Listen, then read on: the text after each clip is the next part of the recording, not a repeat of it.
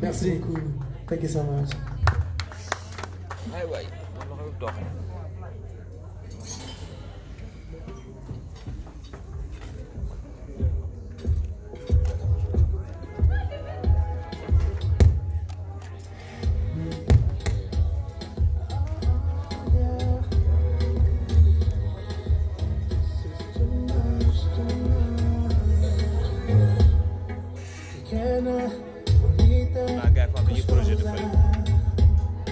Projeção ali.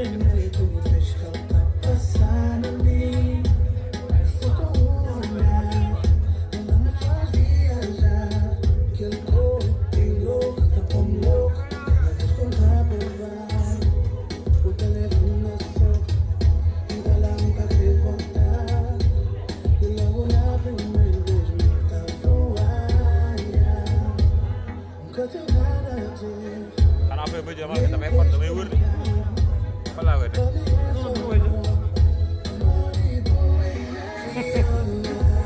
A bir bir de hanım komuz.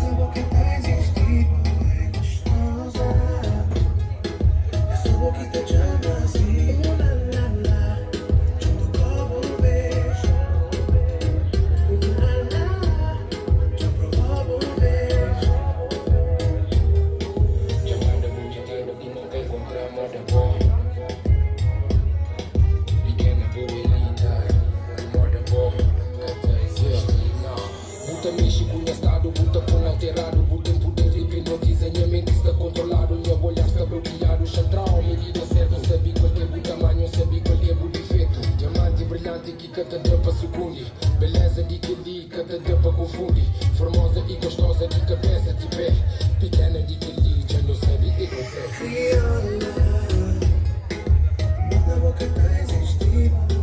Abi um vídeo aí. Abi um regime velho. Era que o povo regime, tá? Como je não ia ao. Dama demoon Dakar sànq laa ñëw. 19h. Ah non. Gars yi commencé lekk xaaral may wër nii rek. Xaaral ma téye ko nii.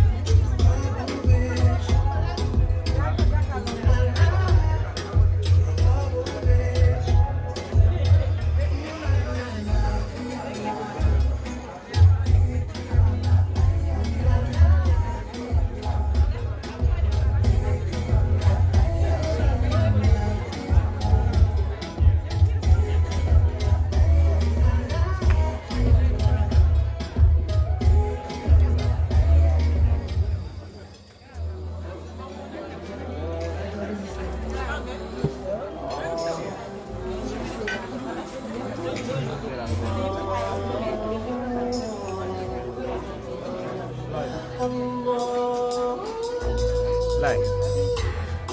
Yang mise à jour. Tapi ko rek may rom ñu na may.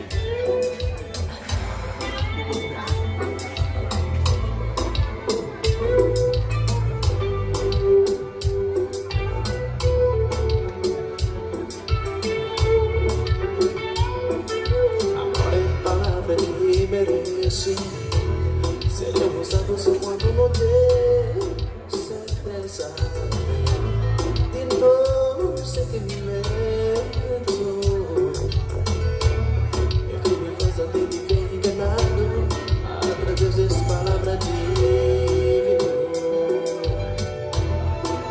Oh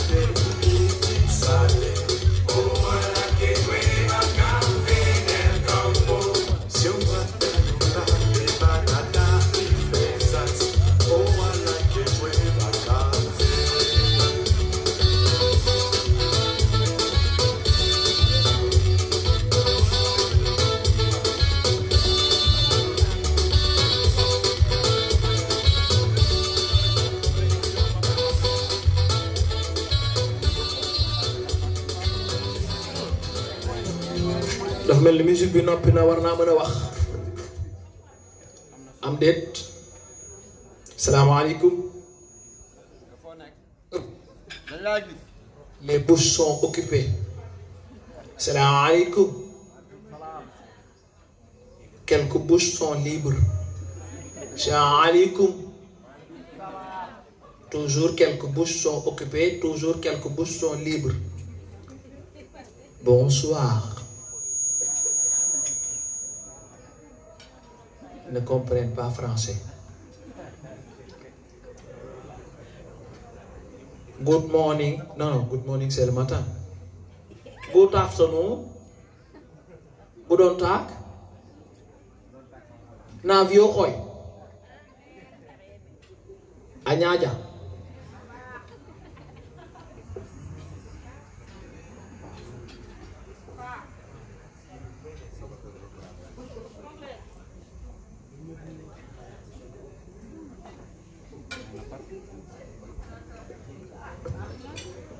Assalamualaikum. Xanaa sànq gisu leen woon ki doon nuyoo waaye léegi gis ngeen ma maa ngi nii siggi leen bàyyi lekk gi ñëw naa. Assalamualaikum. Mbaa yéen a ngi ci jàmm naka lekk gi naka naan gi fii lañu war a yéeg fan la fii nii waaw lii mooy noonu privé. yow xalaat nga ndox mi ni mu taajoo nii sedd gi mu war a sedd ah mën naa si dox dinaa moom magicien la man humoriste la. Alors c'est un plaisir d'être là ñu ngi leen di nuyu yéen ñëpp on vous salue de passage, vous comprenez wolof? Ah bon oui. Salaamaaleykum. yéen a ngi ci jàmm lekk ngeen ba suur alors léegi yow déedéet yow da ngay tricher. waa ko ëppul mbokk mënoo koo jëw. Salaamaaleykum kilifa gi na nga def. yow kii teem ko dénk micro bi sama xarit ngay doon de yow mii kilifa gi na nga def. maa ngi fi. lekk nga ba suur. laisse-moi tranquille. Alors c'est un plaisir, bienvenue à vous tous. Donc comme li ñu waxoon comme convenu, c'est l'équipe Abba Show qui est là pour vous faire plaisir. ñu war a fas yéene reetaan réew mi dafa bëri stress.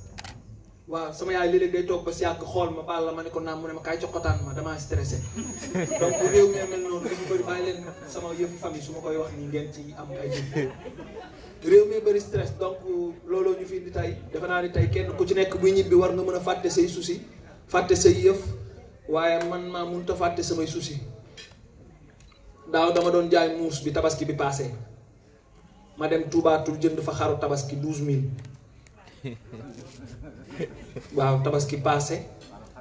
ñu wàññi xar yi bu tabaski passé jaratul dara day lamb ma dem Touba Toul jënd fa xar 12000 indi ko mais damaa fàtte woon ne xar bi ma jënd xaru village la ñoom dañuy considérer seen bopp comme ay villageois ma indi ko suñu kër Dakar yar ko ba màgg bi tabaski bi jegee nii bërki démb la xëy yanu saaku ngooñ ak genn wàllu saak ripaas bi di wàcc escalier yi ma ne ko foo jëm mu ne ma damay tabaski ji suñu dëkk. waaw munu ma dara de xar yi léeg-léeg dañuy am ful la daaw suñu xar bi ñu yaroon ba mu miin dafa toog ba tabaski des 2 jours muy jooy mbéy gi foo toll di ko dégg sama papa ni ma lijjantil xar bi lu muy jooy ma ñëw ba ci moom ni ko looy jooy mu ne ma damaa xam ne da ngeen sàggan tabaski ginnaaw suba la jëndagu leen xaru tabaski ba léegi moom déjà il se considère comme membre de la famille. waaw ma def kaf mu def dëgg xëy jël valise am jubal ci kër gi ñu dendal naan suñu waa kër amuñu fulla man maam fulla tabaski si fii gàcce du ma rey. waaw c'est un plaisir d'être là ba tey di leen bëggee di leen jaajëfal ma bëggoon ngeen dal tuuti naan ndox ndax am na kuy sëqat fële waaw léegi daal bu fekkee léegi itam dafa ëpp ah man nag nii laa mel de tooñ moom ku ma ni na nga def dama naan la sant yàlla ak duggulu sama yoon newut waaw duggulu sama yoon newut bi mooy nii tooñ xam nga daa am ñoo xam ni dañoo fuuy dañuy prononcé ñii dañuy waane ñii di dooj boo bëggee xam réew mi ku waane dëgg jox ko si ngom Sénégal fii laay la du ci naturel da koy xëcc yéey ba ci ngom bi sàppi 8h ci suba ba 18h si ngom bi sàppi léegi day mujj jàpp cat bi di taaw yi ci waane léeg-léeg nga gis kuy prononcé ndax waane di prononcé ba yuut waaw te surtout ci jigéen ñi non j'ai rien contre les femmes mais qu'on se dise la vérité jigéen ñi des fois dañuy waane waxuma ñëpp nag xale bu jigéen daf ma envoyé photo am WhatsApp ni ma ndax gis nga photo bi nice na ma ne ko nice mu ne ma xam naa ci connexion bi la waaw photo lan la jotee connexion ah non sérieusement photo jotawul dara ak connexion donc pourquoi ñuy camoufler yenn yi su dee ñaaw nañ su dee rafet nañ su dee rafet nañu comme daa kàlla nooy tudd waaw dangaa vu sama vocal nii yow noo tudd ma retiré la ci groupe bi noo tudd he a été retiré. Alors tout de suite dina am ay humoristes yu fi ñëw léegi Abano Stress mi ngi ci biir Singdom mi ngi ci biir le général Kayré mi ngi ci biir Ndim Ibou borom Apouch mi ngi ci biir man maa ngi fi Mous mi mu ngi fi yéen a ngi nii waaye surprise u tay bi Idrissa ak Cheikh Sarr la ñaari ndaanaan yoo xamante ni ñoo yëngal réew mi fan yi donc di ngeen ko am ba mu neex ba mu doy sëkk en tout cas daal jàpp leen ni tey jii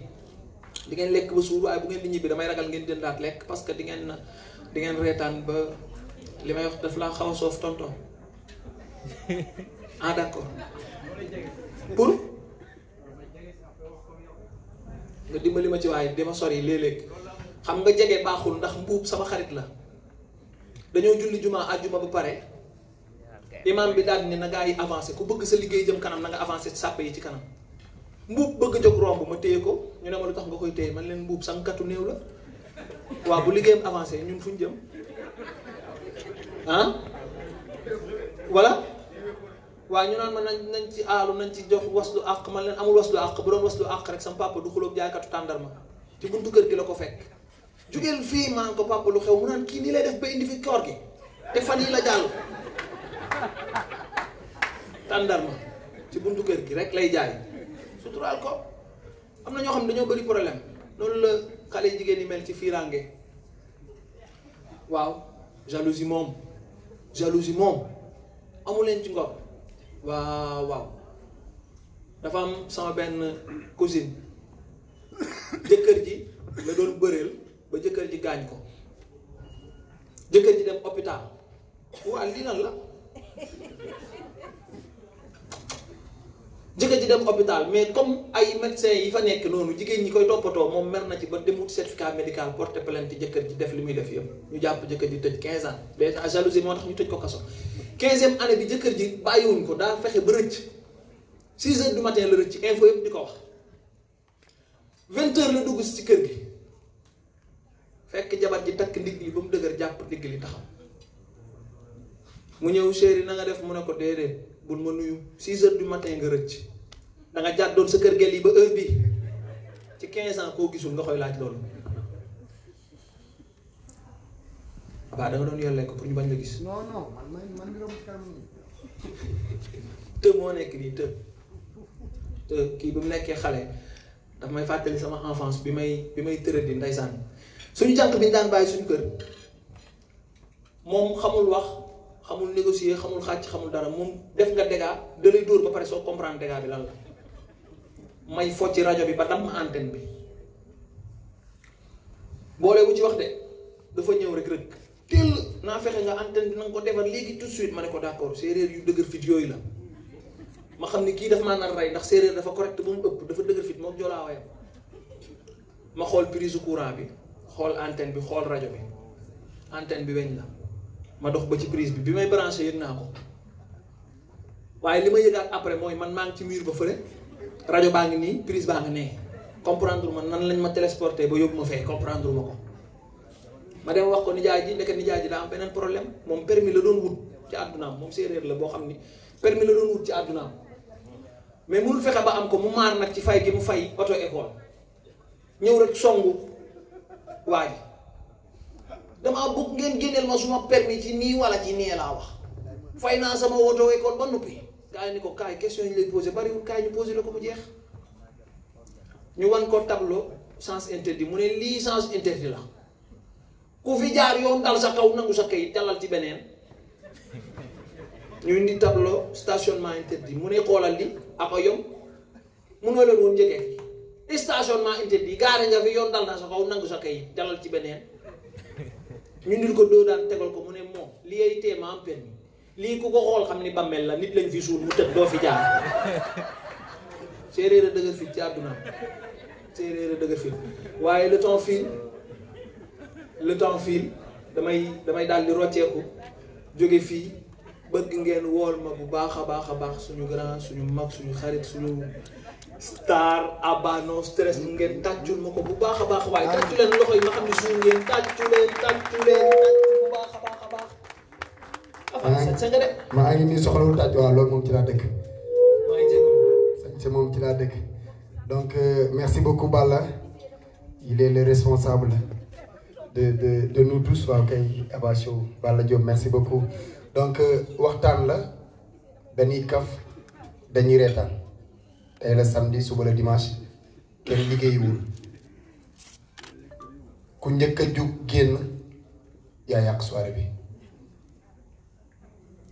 temps bi ngeen di def fii wàññiwu leen dara dañuy toog teewe ko ba mu jeex ku njëkk a jug génn rek xamal ni soirée bi yow yaa ko yàq maa ngi leen di nuyuwaat bu baax a baax nuyu woon naa leen sànq booy bi muy wàcc dama ko dégg mu ne ci séeréer yi ñun bi ñuy xale bi ñu doon baal séeréer yi taxaw ci buntu bi di garder et temps boobu ay Zouglov ay Kabolov ay Slow dafa ay temps am la nekkoon et yooyu yëpp léegi dafa fay ay Zouglov fay na parce que Zouglov ay son wu amour la mbëggeel lay way te ñi ko doon way ñëpp dañoo divorcé moo tax mënatuñoo conseiller kenn wala ñuy way ay mbëggeel parce que ñoom ñëpp seen sëy yi daa tas mais ñun bi ñu doon xale di baal ci temps boobu ay baal poussière la woon quoi amul woon ay baal âge bi wala colédéral la ñëpp ay duggandoo baal mais temps boobu boo nobee nit mënoo ko wax dama laa nob genre da nga koy jàpp sa xel rek mu jàpp ko ci xelam bu ngeen rombee reewante sa gel la waaw ku ne dund ko fii quoi école ak koñ ba yëpp loolu moo fa amoon jàpp naa ko sama xel moom neex na ma su ma rombee su ma ko nuyoo dina ma fay bu neex ma ree mu ree booy gis ngeen sama gel bi doxal nga ko nii indirectement mais bokkut ak temps yi après xam nga àdduna day dox par jamono la avant temps après temps boobu am na temps wu doxaan ko commencé na xew boo ñëwee xale bi ba ma la gisee ba tey lekkatuma naanatuma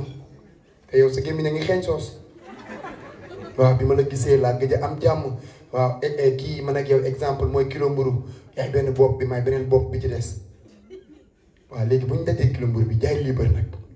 moo ci kan donc après affaire yi dox suñu génération ñun ñëw génération amul sax ay ma dem te ñëw sa anniversaire la xew-xew am na fis luye na AP xale bi ma neex laa xool woo ko fis foo nekk nii booy looy def man defuma dara mais booy dama nekk AP de yaay bañ mais booy AP bi fi ñu toll nii buñ fi nekkee nii duñ génn tay de suba yaa ko teree neex mais booy lu yomb na de waa li neexul donc loolu suñu génération la mais pour ñëwaat ci génération bu njëkk bi bu ñuy baal amuloon ay maa jël kii maa jël kële donc ki nga nopp te mënoo ko wax baal bi yëpp moom ngay nennu mais temps boobu temps wu ay son yu xumb yooyu la ay mbargee jogo maa ay daawul ay woyu fallu ñeen turandoo aw ma lu ma la fay ambiance yooyu mais buñ ko tegee grand bi day topp ki nga xam ni moom la nennu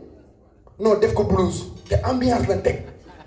grand bi lu ñu tëgg ci tama wala sabar moom da koy blues sës xale bi bu leen fàtte ni buntu kër gi séeréer ba mooy garde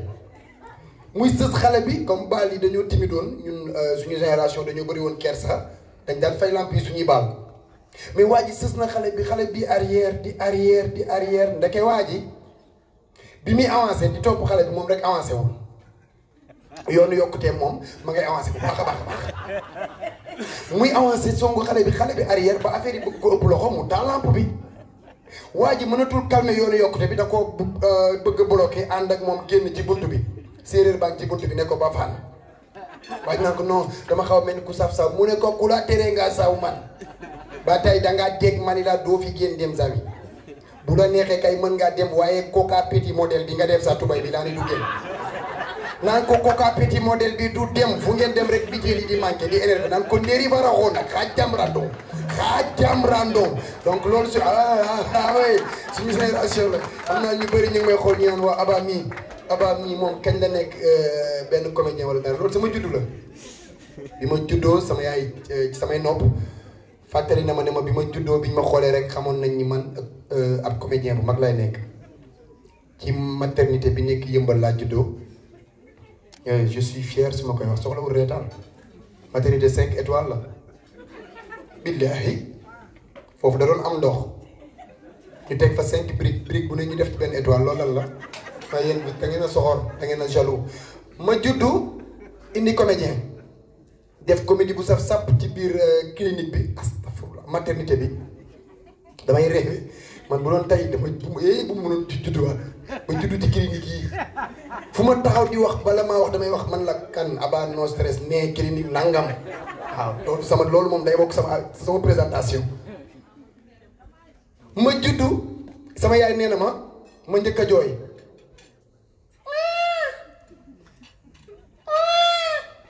dégg naa ma jël sama loxo bi lem ko sage femme bi ne kii jigéen la kon nañ bën nopp yi sama yaay nee na ma dégg loolu daal ni ñu soog a wax kii góor la donc man bi ma juddoo laa njëkk a def comédie donc mais avant ñuy commencer li nga xam ni moom mooy spectacle bi spectacle laa koy wax parce que xale yi ñu ngi nii toog xam ne ngeen leen ci télé bi xale yu doy waar donc lii biñ ko gisee rek ñoom ñëpp dañu kontaan genre scène yu mel nii public bi toog nga xam ne dañu calme loo wax dañ koy jël micro yi leer dañ ni kon fii dañ koy toj donc avant ñu koy toj dañuy woo ki nga xam ni moom mooy présidente li nga xam ni mooy Yati Presse bu Sénégal ci Seynabou Samb ngeen tàcc ko bu baax a baax a baax mu ñëw fii ci kaw scène bi ñu daal di def tuuti waxtaan rek moom moo ñu sax war a introduire war ñu wax lan moo waral li nga xam ni moom mooy association bu mag boobu di Yati Presse et puis am na ay raaya yoo xam ni war nañ ko fi jox ay membres yoo xam ni dañ ko mérité bokk na ci membre fondateur bi nga xam ni moo taxawal Yati Presse tàccu leen ko bu baax a baax a baax a baax a baax mu ñëw fii ci kaw scène bi Balla Seynabou egg si nii wetu ndox mi boo ci duggee mënuñu yàqale spectacle bi de tey dañ lay fomp ma nga wow boo mënta wow noonu nga guusee noonu ngay taxawee fii wax ah waaw maa ngi jéggalu kon waxal tàcc leen Seynabou bu baax a baax a baax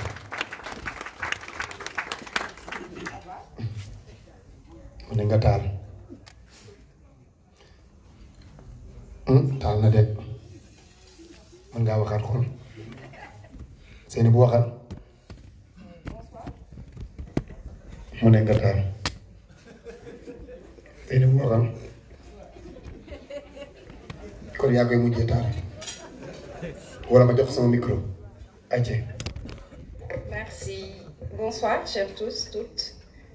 maa ngi nuyu ku nekk ci turam ak santam di leen remercier ci seen teewaay au nom de l'association et au nom de l'ensemble des bénéficiaires, principalement les enfants. Donc votre geste est hautement apprécié. Le fait que ngeen ñëw rëy na ci ñun ñu ngi leen di sant di leen ci gërëm. Je parle au nom de l'association Yati Presse Sénégal qui a été créée en 2014 par le président Kabir Pène. Après dinañ ko woo dina def un petit mot. Sachez juste que c'est une association de solidarité internationale à caractère caritatif. Et on a 4 volets. Mu nekk santé, environnement, éducation et culture ak sport. Et à la base ñi ngi ko commencé avec un camp bu nga xam ne dana regrouper les 50 meilleurs élèves de Thiès qui naturellement jouent dans des clubs de basket yu nga xam ne ay partenaires u association bi lañu. Et li nga xam ne mooy critère de sélection principal bi mooy l'excellence parce que dañu bëgg a promouvoir études et sport. Donc loolu mën nañ ni mooy li nga xamante ni à la base moo sababoon création wu association bi. Et par rapport à ces réalisations si wàllu santé comme niñ ko waxee woon avec Aba bi ñuy def émission Weekend Start ñi ngi accompagner beaucoup de structures sanitaires. ñi ko gën a soxla comme district sanitaire bu 10e ak yeneen yi nekk ci région bi hôpital régional également à chaque fois ñi ngi xool seen ay besoins di leen ci appuyer parce que association bi dafa am une association jumelle bu nekk Bretagne ñoom ñoo yónnee la plupart du temps ay dons ci wàllu santé bi ñu xool ñi ko gën a yelool ñu yóbbul leen ko pour dimbali ci wàllu wér-gu-yaram bi xale yi ak mag yi aussi Et pas plus tard qu'il y a 2 ou 3 semaines, aidé nañu hôpital régional ñu changer seen literie et c'est une deuxième fois ñu di ko def. Bu ñu demee fu mel ni 10e aussi ñi ngi fay def ay actions au niveau de pharmacie Mame Diarra district bi nekk en face également ñi ngi ko fay def. Association bi également c'est très genré parce que ñi ngi il y a pas longtemps aidé nañu ak grâce à collaboration au service action sociale bu Thiès aidé nañu ba am benn bus bu nga xamante ni c'est spécialisé pour les handicapés par rapport ak seen ay déplacements mu mën a yomb et loolu li ko facilité mooy association jumelle bi nga xam ne moo nekk Bretagne. Donc c'est des dons comme ça la ñuy def si wàllu santé si wàllu éducation aussi xale yi dañu bëgg dès à présent ñu gën a fonk seen jàng donc on est très sélectif si côté boobu et ku am chance bokk si camp bi di nga am kit scolaire di nga am également chaussures de sport ordinateur portable donc si éducation ñi ngi def loolu mais aussi ñi ngi def beaucoup d'encadrement di leen teel a yee si ay métiers d'avenir. Ñu xam ni aussi même bu ñu percewul trop dans les universités war nañu mën a am ay métiers mën a yor seen bopp yor seen njaboot ëllëg environnement aussi on aide à former des citoyens responsables si wàllu environnement bi sport également bi nga xamante ni mooy catalyseur bi ñu ngi ciy def suñu kéemtalaay kattan pour que xale yi màgg nekk ñi ci bëgg a nekk sportif de haut niveau mën ko nekk ñi choisir leneen aussi di ko def tout en retenant l'importance du sport par rapport ak seen ay hygiène de vie ak lépp li si aju donc tey jii soirée bi ñu defuñu ko pour wut ci xaalis wala yu demee noonu mais dañu bëggoon association bi am plus de visibilité nit yi xam lan la ñuy def ñu xam ne aussi on est très ouvert bëgg nañu nit yi ñëw adhérer ñi nga xam ne amuñu jot wala fu ñu dëkk dafa sori mënuñu adhérer aussi bu ñu soxlaa ñu informer leen ci ay activités ñu informer leen bu ñu soxlaa mën a def beneen appui technique financier lu mu mënti doon aussi vous êtes les bienvenus d'ailleurs moo tax ñu defal leen ay fiches yoo xamante ni pour gën a identifier loolu la parce que actuellement ñi ngi ci benn projet phare muy projet de réhabilitation du terrain CAT bi nga xam ne le président Kabir Pène moo ko porté te xeebuñu dara ku mën a ñëw jël gravat c'est tant mieux ku mën a ñëw indi pelle def leneen aussi ñu ngi ci woo ñëpp vraiment de façon ramassée loolu laa mënoon wax ci association bi ngeen xam ne aussi ñi ngi ko sekkal ay nit yoo xam ne dañu engagé dañuy def te yàlla tax ci bénévolat et on remercie tout le monde mais principalement dafa am benn team gala bu nga xam ni ki ko coordonné mooy Abdou Salam Pen may ñaan ngeen tàcc ko bu baax Abdou anamu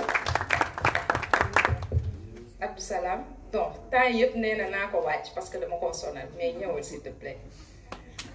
ngeen tàcc ko donc en plus de moom am na fi yeneen soleil yu fi nekk ay yati ñi nga xam ni dañ ci jàpp bu baax pour gala bi am ku mel ni coach Gas coach Pape Diop Mariama Koti Gamou Aïda Niang Soxna Papen ñi ngi fii teew Agnès ñoom ñëpp damay ñaan ngeen tàccu leen bu baax voilà maintenant dañu bëggoon profiter ci occasion bi pour def 4 distinctions bu njëkk bi ñu ngi koy bëgg a defal Kabir Pène bi nga xam ne moo créé association bi nekk au niveau de Bretagne nekk président Yati Brest Bretagne aidé à créer une association jumelle fii nii depuis lors bokk ak ñun liggéey bi ñu di ko ci jàppale dañ koy woo di ñaan ngeen tàcc ko donc moom distinction wam dañuy ñaan tonton Lamine Cissé président section basket mu ñëw jox ko ko.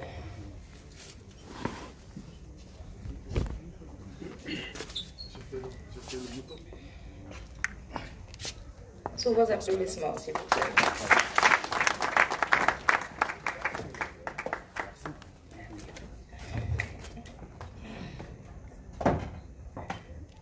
Voilà, peut-être en attendant Abdou di ñëw.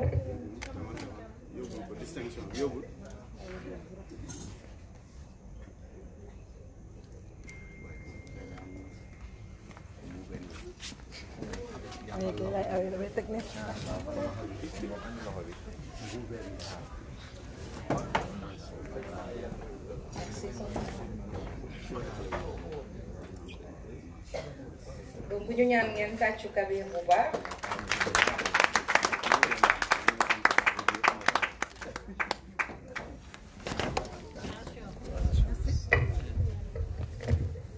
C'est un honneur pour moi,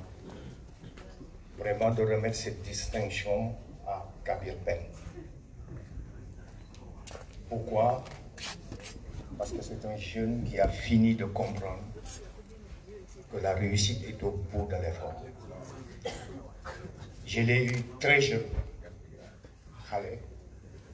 nekk président muy jouer basket am fi ay jaloore nekk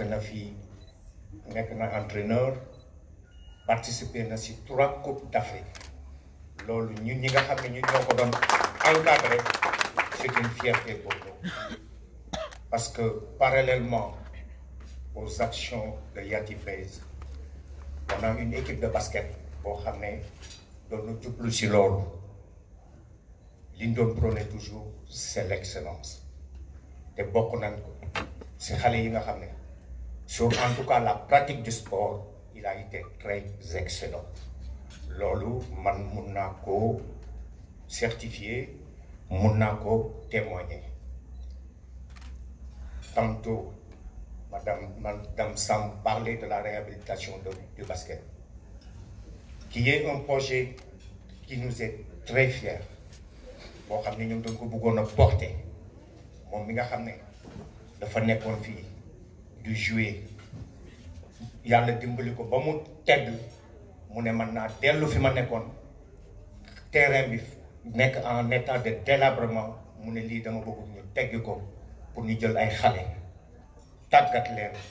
sur le plan scolaire, parce que toujours comme on dit c'est sélectif, on ne prend que les meilleurs élèves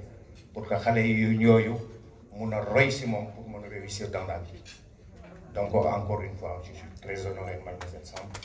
pour remettre distinction bi à ma rappel. jërë ngeen jëf.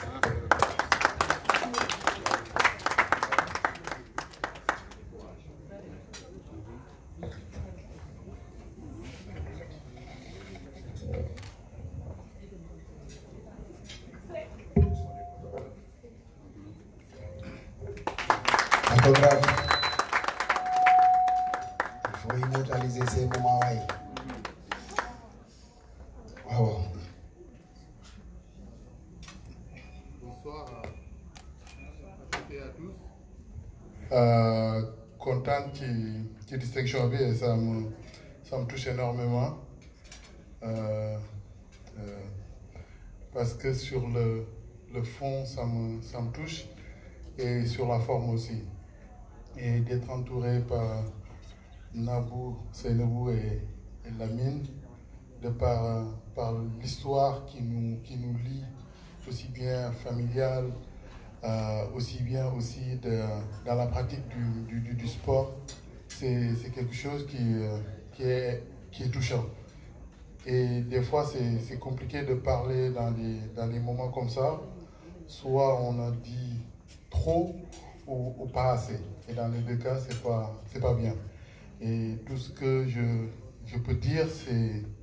c'est d'avoir un peu et beaucoup même de la gratitude par rapport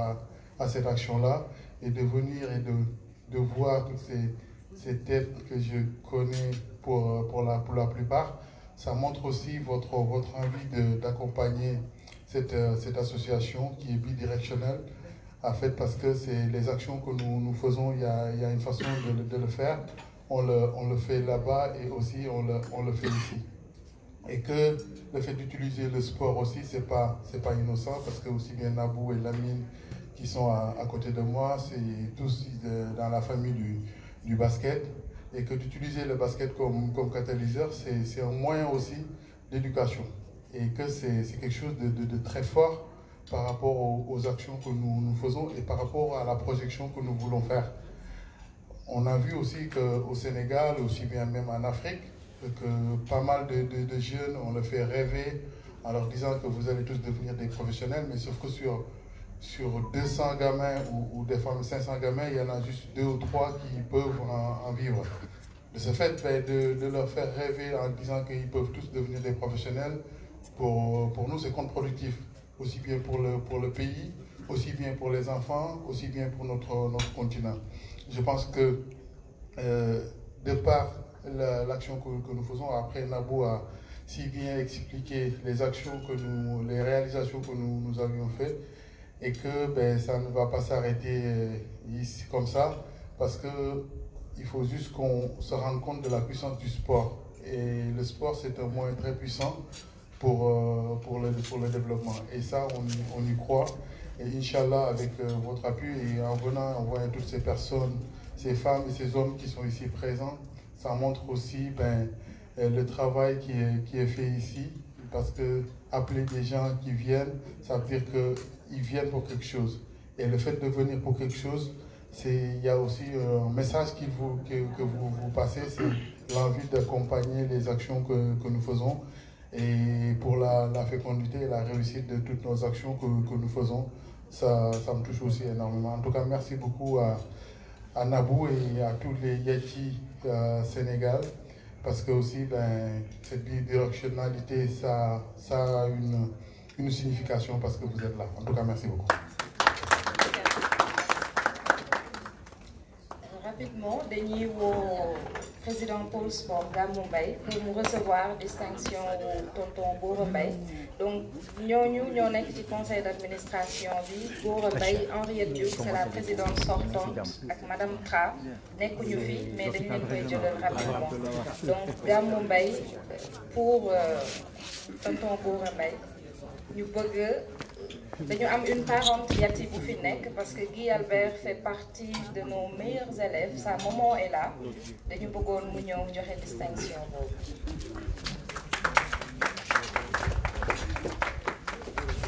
xanaa dañ leen tere tàccu ay distinction rek ngeen toog jàpp sa. Donc ça peut se faire sur place pour aller vite. Abdou.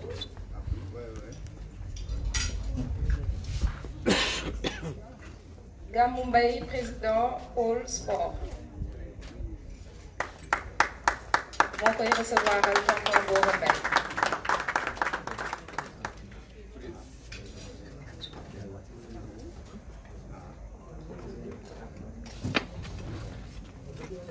Cotis se prépare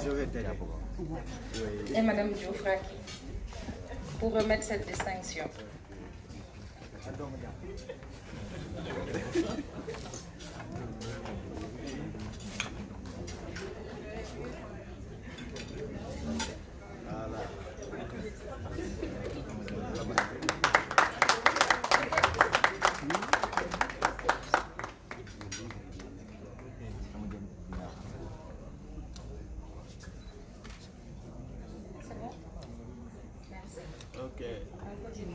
D'accord. Donc c'est une parente Yati, doomam ci association bi la nekk comme bénéficiaire rapidement.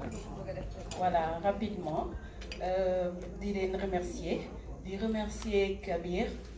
ak tous les soleils du Sénégal, Yati Sénégal yëpp.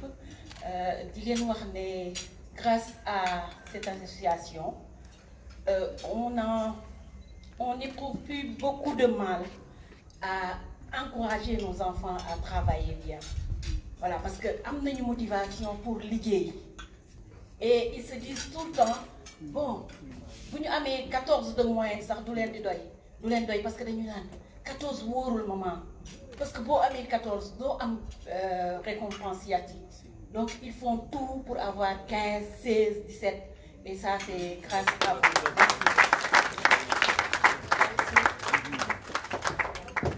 Madame Mbaye, présidente du pôle santé,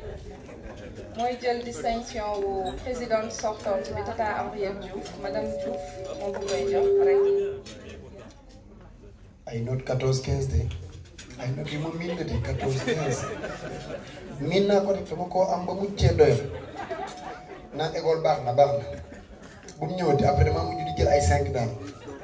14 dafa bari ci ay moyenne rek après boo màggee ba nekk mag ana moyenne 14 et 15 lu xiif ba lekk ko. ah bah remerciement yi laa bëggoon mujjee mais madame Diouf résidence Lat Dior mënuñu leen bañ a remercier parce que ñoom tey jii bu ñu gisee ñu def dîner de gala à 10 000 francs ça veut dire que dañ ko subventionné bu baax et c'est pas la première fois ñu ñaan ngeen tàccu résidence bu baax nit ñi jàppale ci biir ak ci biti voilà.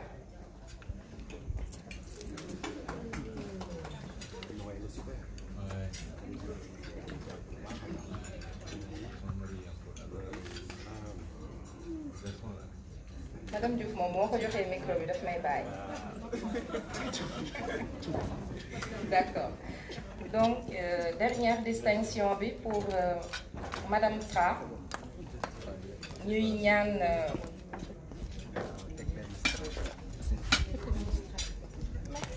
bon Agnès moo koy joxe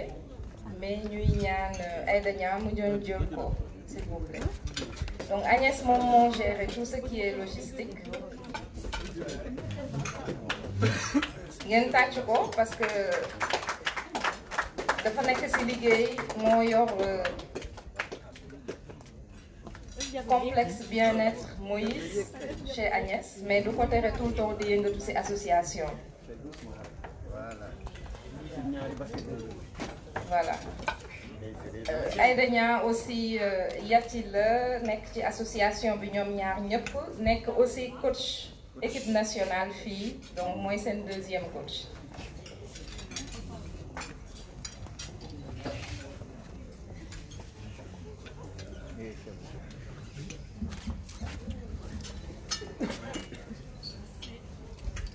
Abdou je pense que loolu kese la woon wala jeex na anamu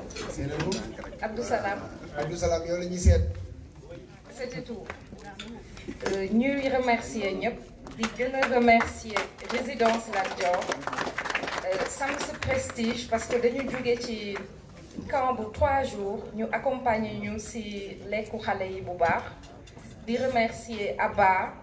non stress ak équipe am bi yëpp di remercier aussi Multivoice parce que c'est très rare ngay liggéey ak ay artistes du ngeen définir contrat du ngeen décider cachet bi lan la mais dañu ñëw di ñu jàppale ñu ngi leen ci remercier au nom des enfants merci à tous et à toutes. merci beaucoup Seynabou tàcc leen ko bu baax a baax a baax ñun tamit ñi ngay remercier madame Diouf Racky ñun aussi équipe bu Abba Show noonu lañ koy remercier parce que heure bu ñu ñëwee Thiès daf ñuy fii la ñuy jox ñu nekk fii lu ñu neex la ñu fiy def bu ñuy génn.